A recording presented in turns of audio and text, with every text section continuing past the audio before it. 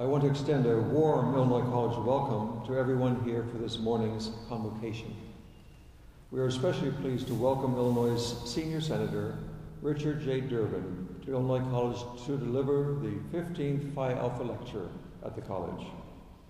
This morning, Senator Durbin, following in the lead of Abraham Lincoln, was inducted into honorary membership of Phi Alpha Literary Society.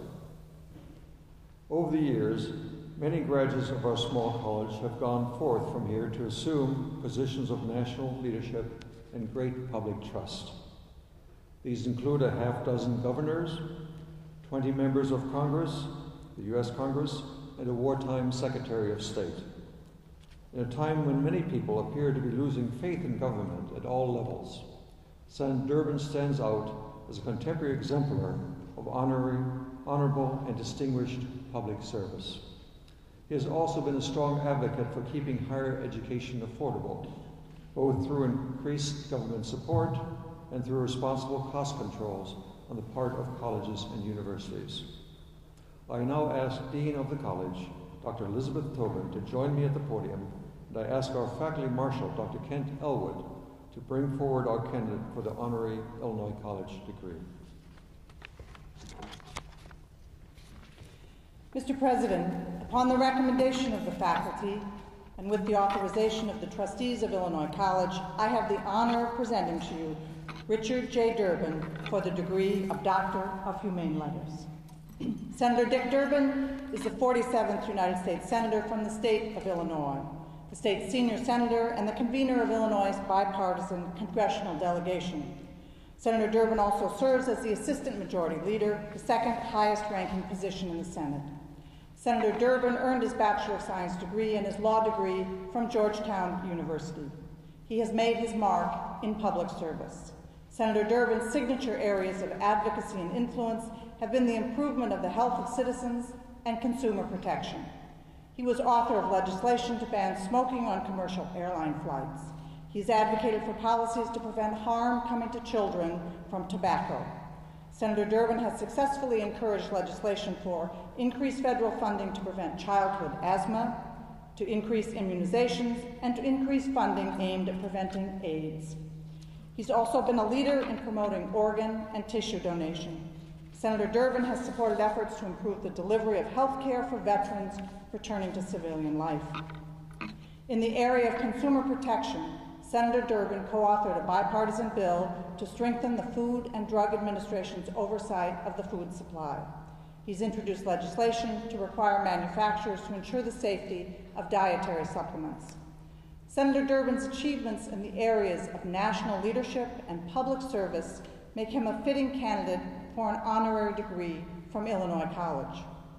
President Stoyer, for his achievements in the world of politics, for his advocacy on behalf of the improvement of the health of our citizens and people around the world, and for his work in the area of consumer protection, I present to you Richard J. Durbin as a candidate for the degree of Doctor of Humane Letters.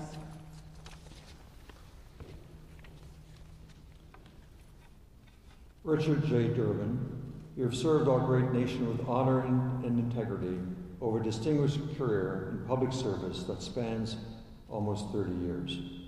Your own high moral standards have guided the deliberations of legislation that safeguards the health and welfare of our nation's citizens. At the heart of the educational mission of Illinois College is a dedication to prepare our students for fulfilling lives of leadership and service. You embody such a life. You also share the college's commitment to the core values of justice, integrity, service, community, and respect for all people, regardless of their status in life. You have called all of us to aspire to the highest standards of citizenship in a democratic society. We know and share your great admiration for President Abraham Lincoln and the courageous actions he took to preserve our United States and to extend the benefits of citizenship to many millions of America's enslaved people. This historic battle for justice was one in which Illinois College faculty, students, and alumni took an active part. You honor Illinois College and those assembled here with your presence. In turn, we wish to add but one more honor to the many you have previously received, the highest honor the first college in the state of Illinois can offer to you. Today, we wish to welcome you into the worldwide family of alumni of Illinois College and to make you a true Blue Boy. Therefore, by the authority vested in me by the Board of Trustees of Illinois College and by the state of Illinois, I bestow upon you, Richard J. Durbin, the degree of Doctor of Humane Letters, honoris causa, with all the rights and privileges thereunto appertaining.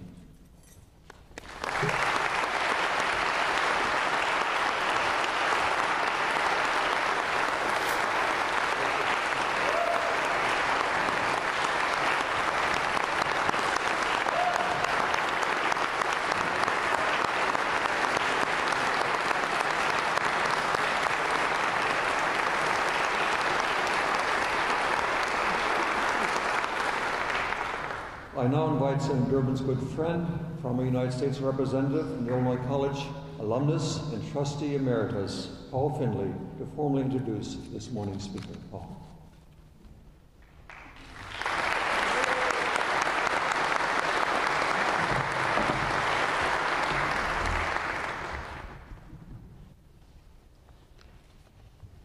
Mr. President, Senator Durbin, others on the stage with me.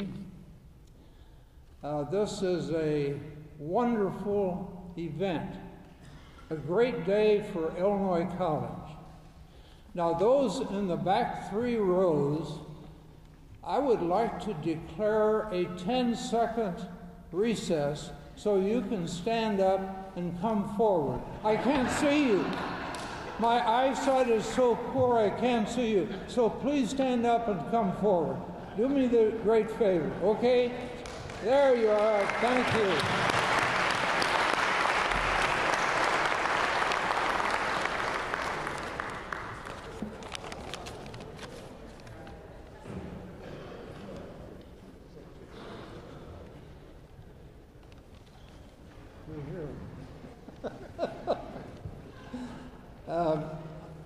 I'm not used to this, so I'm going to take it off. For years, I carried this gown around in the trunk of my car, hoping somebody would invite me to wear it. And now you brought that day. Thank you very much, Senator Durbin. This is a great day for the college. I've seen many great days in my life. My interest in Illinois College began when I lived across Park Street from what was then a tennis court and is now the Shuey Library. My life there began in the 4th grade, so I've seen a lot of Illinois College over the years. But nothing pleases me more than the opportunity today. And Dick, you might as well sit down. I'm going to say a few words.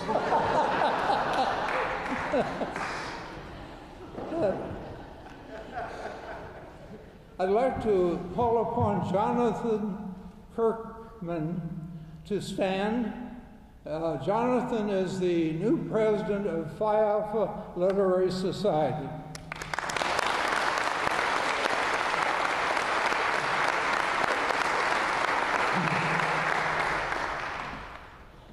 I like history, and there's a touch of history to the event here today. Not just Abraham Lincoln's lecture, which happened in 1859, but the association that our guest speaker has had with a man named Paul Simon, perhaps not in the memory of the students today. But Paul Simon was a country newspaper editor. That's when I first knew him. He was known as the crusading editor from Troy, Illinois, and he was. He was elected to the state legislature, and he became known as Mr. Clean of Illinois politics. And that's really saying something. He was my hero in newspapering. He was my hero in the state legislature, and he became a closer friend when we were both together in the U.S. House of Representatives. Paul Simon served with great distinction in both the House and the Senate. He retired from public office, which also is unusual, and had a great career in Carbondale as the head of an institution on public policy. Paul Simon was the second Phi Alpha lecturer. When this current series began, he agreed to be the first speaker. And that was a great occasion because his name was a household word throughout the country. Now, Lincoln made history in a number of ways. And a year before he lectured here in Jacksonville, he conducted the series of debates with Stephen A. Douglas all over the state. And they became nationally followed. The Chicago Tribune, the New York Herald, various newspapers carried every word of the Lincoln-Douglas debates. A year after that, he lectured here in Jacksonville. And a year later, he was President-elect of the United States. Quite a touch of history. Paul Simon didn't require 137 years to write his lecture, but that's the gap of time from the Lincoln lecture to the one that Paul Simon gave. Our distinguished guest today was not only a disciple of Paul Simon, he was a close affiliate. He was his friend and colleague in a way from college days until he died. I was also enraptured with Paul Simon. His example of clean politics stuck in my mind as I had the opportunity to be in Congress. Senator Durbin is also a hero to me, not because he defeated me in 1982. You know, you may think it's strange that I, a Republican, would rejoice in having the opportunity to introduce Richard Durbin, a Democrat. Well, let me say just a word about the politics of my era. I couldn't have gotten a thing done as a member of Congress without going across the center political aisle. I did it all the time, from the first year to the last. And that has been the practice for our distinguished guest today ever since. He wanted to be in Congress. I didn't have kindly feelings about him when he won by a landslide of 1 vote per precinct, but he won. And the moment he became member of Congress, he was my congressman. My thought of public service has always been to reach across the aisle. Once the election day is over, then you have an obligation to whomever is elected, whether you elect him or not. And in Dick Durbin's case, I admired him tremendously. His first great achievement in the House of Representatives was to pass a bill that prohibited smoking on all commercial aircraft. That was a giant step forward in public health, I think. He also showed an independent streak. When the proposal to declare war in Iraq was up for a vote, he was one of 23 senators to vote no. The party vote was a yes vote, but he thought the war was a mistake, and to my great satisfaction, he voted no. he became a hero in the field of public health. And he led the cause in the Senate for a universal health bill. Ours is the last industrialized country on earth to have a health program that reaches every citizen. I commend Dick Durbin for trying to achieve that goal. It's not yet attained, but I'm sure he'll stay with it. I want you to join me in welcoming Senator Durbin, my good friend, to the rostrum.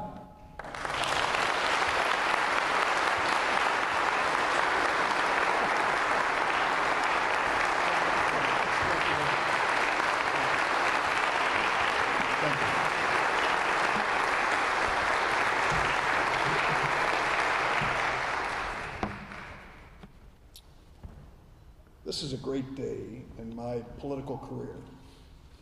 I'll explain it to you in a minute, but I want to first start by thanking Illinois College, President and Mrs. Stoyer, Dean Tobin, Dean Capel, and all who've assembled here, friends, young and old, and students, the future leaders of this nation. I was honored earlier to address the Phi Alpha Literary Society, and I'm humbled to have my name mentioned in the company of Abraham Lincoln and Paul Simon. They were, and still are, two of my greatest heroes. I don't deserve to be in their company, but it is a great, great honor to even be considered as such. Tell you the truth, you didn't have to give me this membership to bring me here. I would have come here and told him long ago, anytime Paul Findley wanted me to come here. I can't tell you what it means to me to have him say publicly something about our friendship. We've been in telephone communication back and forth over the years, and Paul, you may not remember one of our recent conversations, but he called me and he said, "Dick, you know, after you beat me, I felt sorry for myself for a long time." But he says, now that I look at what you're going through in Washington, I feel sorry for you.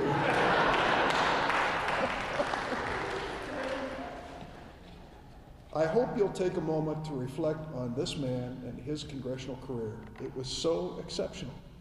I'm saying this as someone who ran against it, but as I look back on it and can put it in historic perspective, he brought things to congressional representation which were really unique for our part of the world. Naturally, you would expect him to gravitate toward agriculture. He was on the House Agriculture Committee.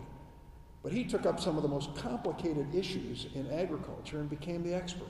The Findley Amendment, heard about it a lot when I was on the House Agriculture Committee. It was his job. He represented Central Illinois. This is all about farmers and farming and the future of agribusiness. You would expect it, but you wouldn't expect him to become the best in the field. He did. But then there was another part of his life that was, I think, even more impressive. Paul Findley was an internationalist. He could see beyond the prairies of Illinois to a much wider world. He and his late wife, Lucille, both served our country in the armed services during World War II.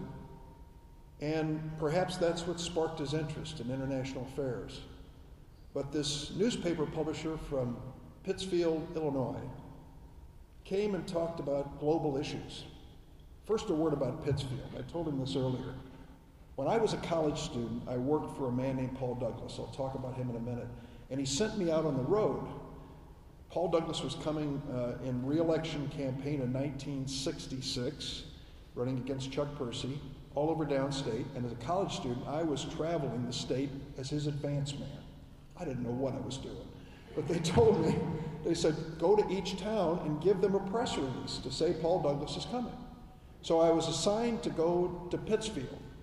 And I went into town, and they pointed out the newspaper to me, and I went over there, and there were two signs and two doors.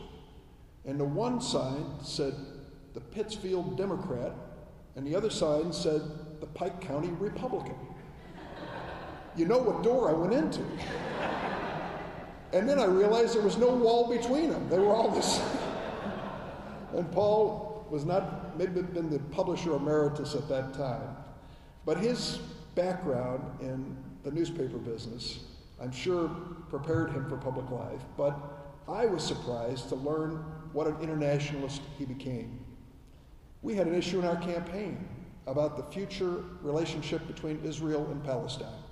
I don't need to tell you where Paul Findley was on that issue, because he was the most outspoken person in America for the Palestinian people. He and I had our disagreements about some of the Palestinian leaders, particularly Yasser Arafat. But there is no question about it. I was asked earlier in a documentary, Paul Findley of Pittsfield's voice for the Palestinian people was the clearest voice in America. It continues to be to this day. He has dedicated his life to justice in the Middle East. At times we may have disagreed on the approach and the tactics, but there's no doubt in my mind that he has left a mark on the history of the world, coming from Pittsfield and representing this congressional district.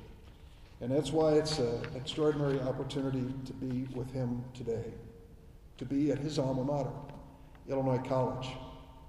As President Stoyer and I walked over here, he pointed out a plaque on the quadrangle out here that was dedicated to Jonathan Baldwin Turner.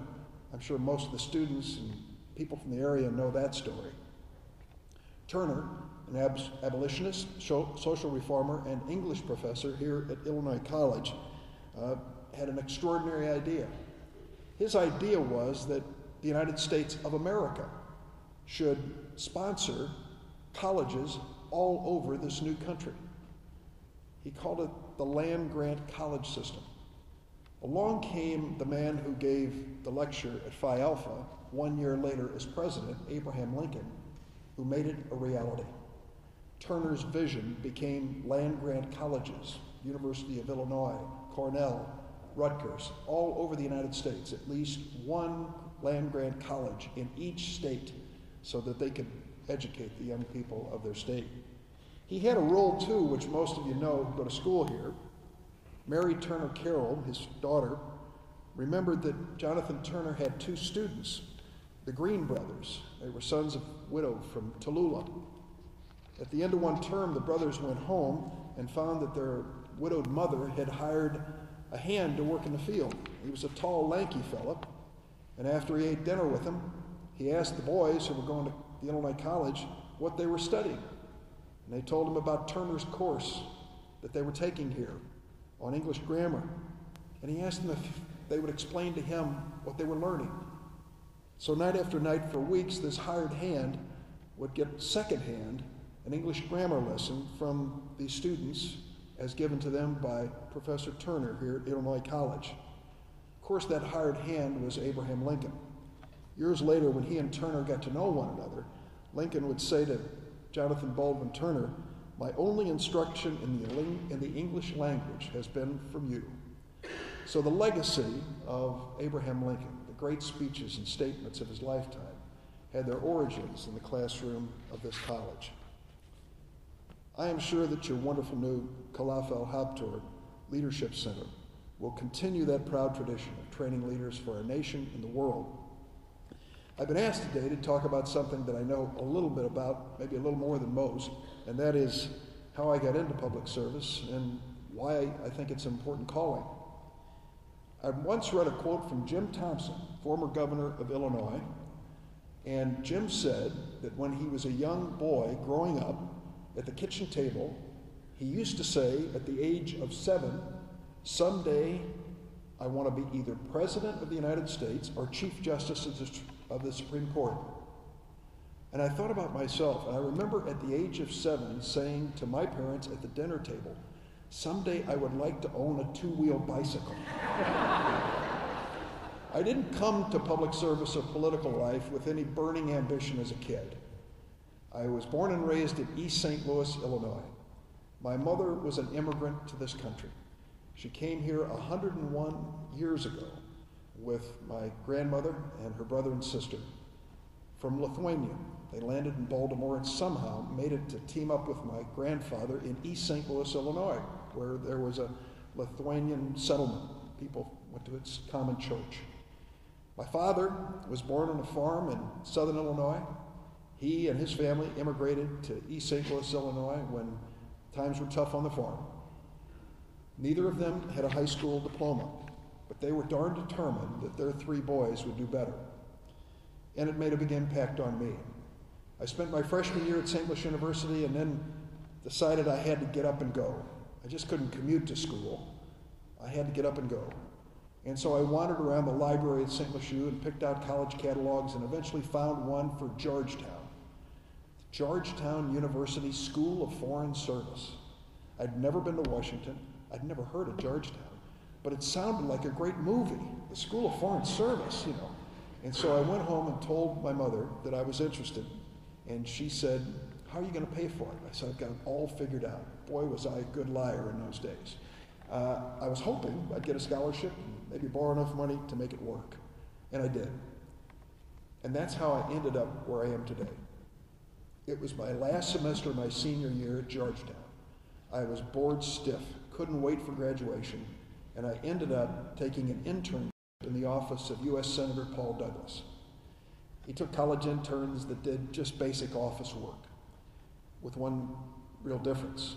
Paul Douglas was an extraordinary man who had a PhD in economics, was a member of the Chicago City Council, ran for the Democratic nomination for the Senate in 1942 and lost, and the day after he lost, enlisted in the Marine Corps, right at the beginning of World War II.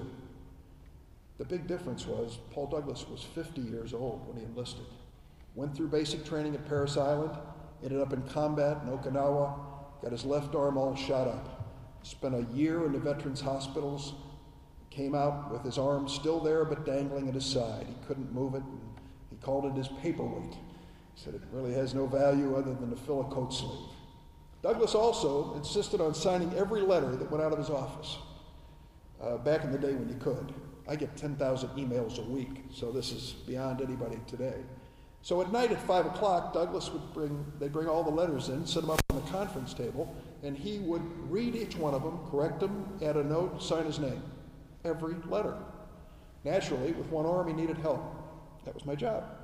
I was the intern. And they said to me that first night, they said, "Go in there and sit next to Mr. D," they called him Mr. D, "and pull the letters as he signs them." So I went in and I quietly sat down in the chair. He came in and started signing letters. I tried not to breathe because I was in the presence of this very famous man. And he turned to me and he says, "Well, Dick Durbin from East St. Louis, Illinois." And I thought to myself, nobody has ever called me Dick Durbin. I'm known as Rich, but I can't correct him. I said, "Yes, sir." That became my political name. And we started a friendship, talking about things while he signed the letters. And it inspired me to think about working in this great business. Went on to law school and took off from there. During the course of his campaign in 1966, I met a state senator, Paul Simon, from Troy, Illinois. We campaigned for Paul Douglas. When I graduated from law school a few years later, Paul Douglas offered me a job and I jumped at it. At the time, Loretta and I were married, we had a baby, and another one on the way. Couldn't wait to get a paycheck. So I came here to Springfield to work in the Lieutenant Governor's office. George Will is a son of Illinois and a prolific writer and appears on a lot of Sunday shows. He went to University High in Champaign-Urbana, where his dad was a professor. And he wrote in a book called Restoration the following: "Encoded in America's civic chromosomes, in their political DNA, is a deep, literally congenital suspicion of all government, and especially of that government that is most distant from them." I agree with George Will, but I would go on to say that what we have in Washington goes far beyond a suspicion. Today, there is a distrust and even an anger that many people feel about government. I'm not sure that's part of our DNA. When I was a student at Georgetown, brand new there, 8 weeks after I arrived, President John F. Kennedy was assassinated. It was a startling moment in history. All of us alive at that time can remember when we first heard the words, "Kennedy's been shot." And Washington went into a pall, a somber gathering for his funeral. And a real question came up whether this Lyndon Johnson, this vice president, could lead a nation that was so much in sorrow and grief. But look what happened. In 1964, Congress passed the Civil Rights Act. It ended legal Jim Crow segregation in the United States 100 years after the Civil War ended. The Voting Rights Act, the Higher Education Act, the Fair Housing Act. I believe then, as I believe now, that even in our grief, even with our differences, Congress can rise to make a difference. Those in public service and political life can be part of it. Bill Moyers is a great friend and one I've talked to and had breakfast with in New York a few months ago. And he wrote, "Ideas are great arrows, but there has to be a bow. Politics is the bow of idealism." Today I'm a member of the Senate Judiciary Committee. One of the most important responsibilities of a senator is to judge who will be on the Supreme Court. I've had a chance, face-to-face in my office, to sit for a half an hour to an hour with 5 Supreme Court nominees. It's a humbling experience as well, to think that that person, if they make it, will be there for a lifetime and can change the course of this nation. I asked them one question that Paul Simon inspired me to ask. How have you personally tried to correct injustice and to make life fairer for average people, people who are sometimes powerless and voiceless? Some of them had good answers and some didn't. Let me tell you how I've tried. And a lot of these stories, a few of them are really based on my personal life experience. As Paul Findley can tell you, and others in public life, many times the most important issues, the ones that you really dig in and fight for, is an issue that is associated with your own personal experience. My father died of lung cancer when I was 14, sophomore in high school. And I didn't stand by his bedside and watch him pass away saying, "Someday I'll get even with those tobacco companies." He smoked 2 packs a day, died of lung cancer at the age of 53. 53. But there came a time later in my life when I was a congressman, got on an airplane, arriving late in Phoenix, and flew to Chicago between 2 chain smokers. And I thought to myself, something wrong with this picture. I'm young and healthy, but what about that mother with the baby in the next seat or the elderly person across the aisle? All of the smoke can't be good for them. I put in a bill to ban smoking on airplanes. And it was opposed by every member of the House leadership, Democrat and Republican. Every one of them opposed it. But the members supported it. Like Paul Findley said, it became bipartisan. Turns out Republicans and Democrats hate secondhand smoke. And so they passed the amendment by a handful of votes. I thought I was eliminating an irritation.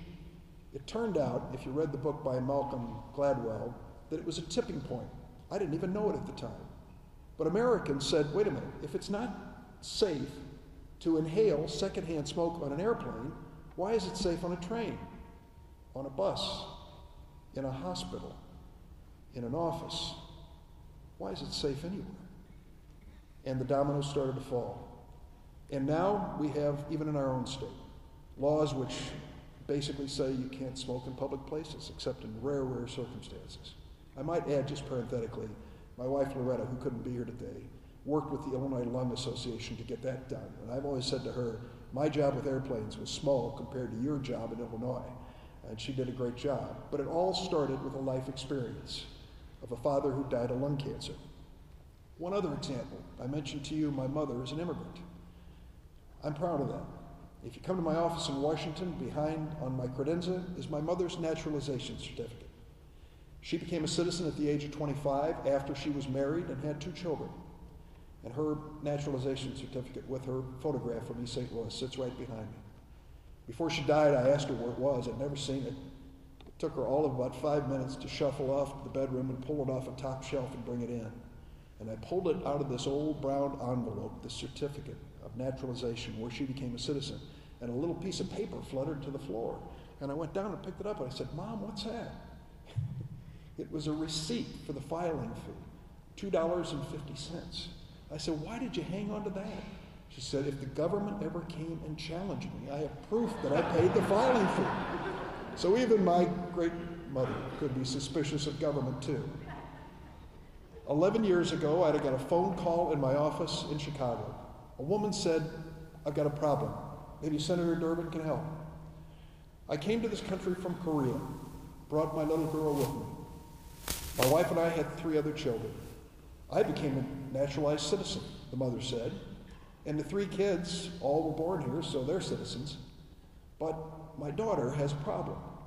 You see, she's a musical prodigy, a concert pianist as a high school student. She's been accepted at Juilliard School of Music and the Manhattan Conservatory of Music.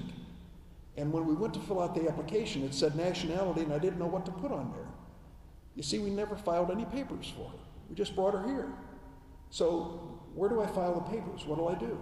And I checked with the law, and the law of the United States said that young girl, now 18, when the phone call took place, had one choice: leave the United States of America for 10 years, and apply to come back. And I thought, that isn't fair. At the age of 2, how are you going to file papers? She didn't do anything wrong. She didn't know she'd done anything wrong. And so I went ahead and introduced something called the DREAM Act.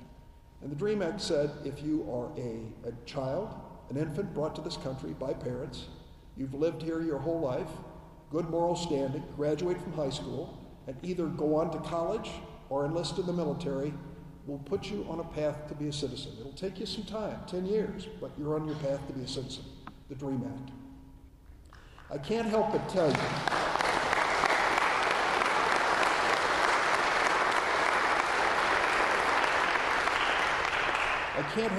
you, that I've often thought about my mother. I don't know what her immigration status was until she was age 25, but I'm glad she stuck around. And I'm glad she became a citizen because her son got to be a United States Senator. I told you as well that when I graduated from law school, my wife and I had a daughter and our son, Paul Douglas Durbin, on the way.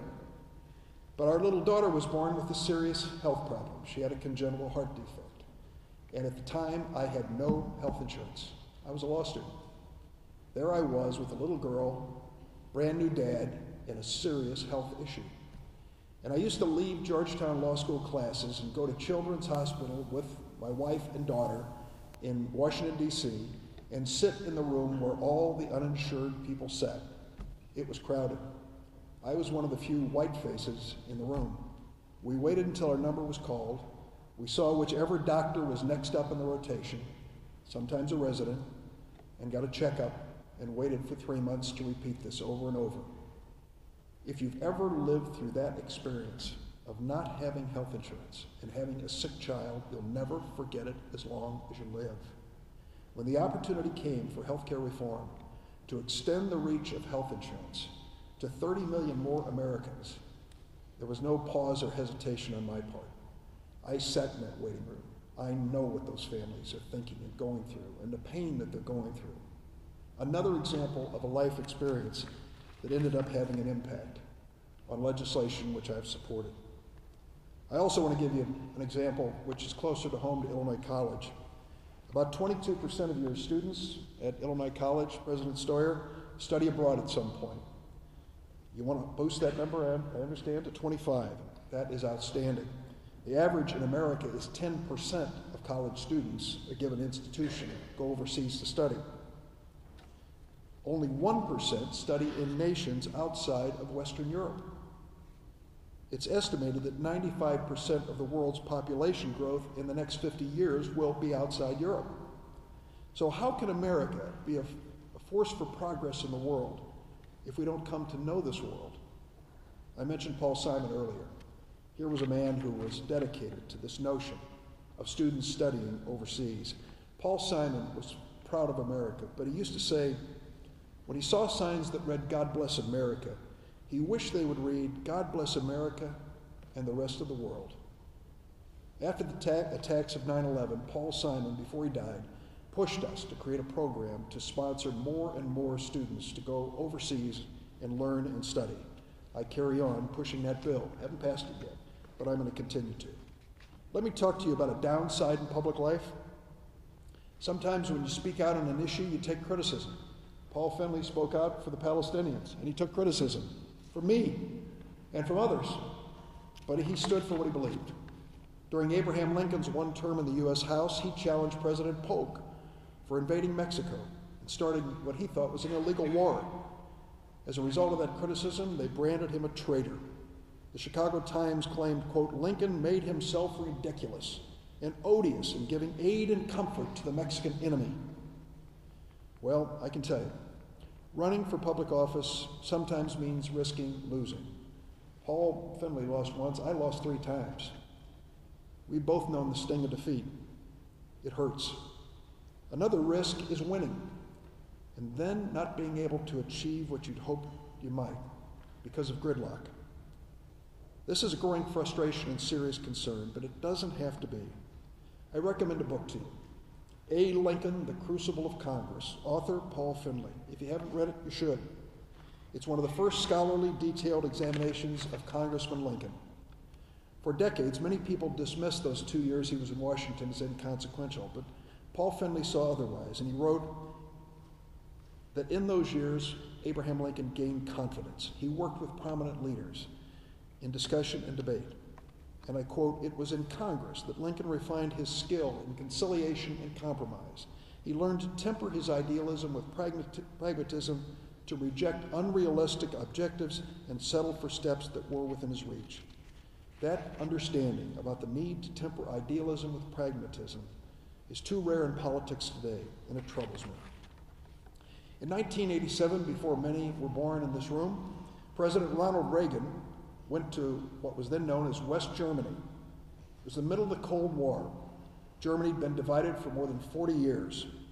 Speaking that day in June of 1987, President Reagan said, another son of Illinois, President Reagan said, quote, as I looked out a moment ago from the Reichstag, that embodiment of German unity, I noticed words crudely spray painted on the Berlin Wall that separated the city. They read, this wall will fall. Beliefs become reality.